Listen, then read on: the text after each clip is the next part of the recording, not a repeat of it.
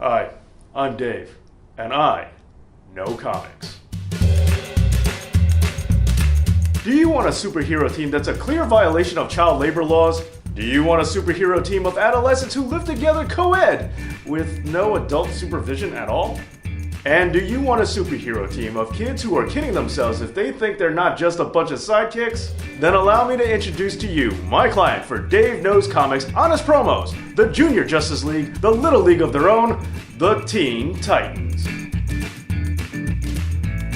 Behold, the superhero version of Menudo, a team of children living together in a structurally unsound giant T that's located in plain sight right in the middle of the city. Seriously, how have the bad guys not killed them all in their sleep by now? Meet Robin, but not the plucky fun Robin that you remember. This ain't your dad's boy wonder, because he's really just your dad's Batman. Witness as Robin has all of his emotions stripped away until he's a brooding asshole just like his adopted old man. Why so serious? This Robin is willing to beat up his friends, make deals with criminals, and resort to armed robbery under the guise that he's trying to stop Slade. Even though we all know that he's really just doing it because he has an insatiable need to show off because he's never received any approval whatsoever from his adopted father.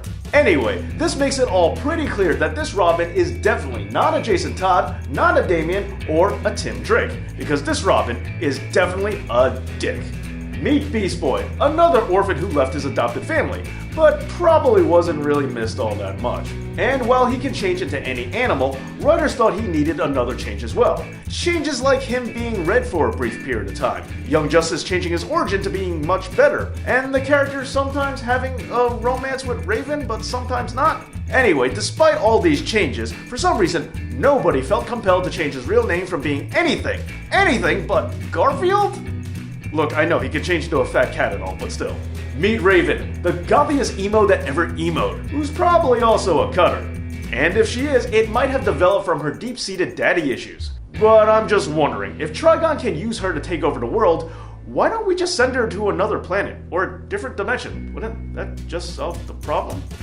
Then there's Cyborg, the OG Deathlock who couldn't get a name more creative than, well, Cyborg. And another thing about Cyborg, oh wait, never mind, I forgot. I have to move on because he's still pretending like he's a member of the Justice League. Booyah!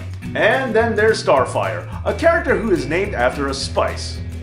I just realized, does everyone on this team have a dumb name? Doesn't matter. Starfire is an alien who, despite all of her time on Earth, somehow still has a worse command of the English language than her own sister, who has barely spent any time here at all. Oh, and may I point out that Raven won't leave the planet if it is going to save the world, but Starfire will leave Earth just because she's going through the alien equivalent of puberty.